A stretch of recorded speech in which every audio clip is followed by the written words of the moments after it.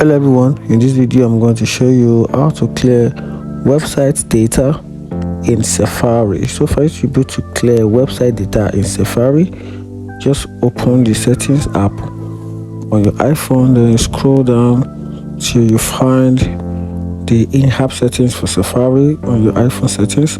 Then once you do that, then you scroll down a little, you scroll down all the way down, then you click on advanced.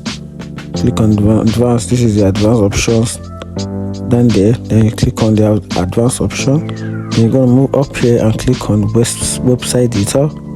Once you click on it, then you will see the list of your website data under this option.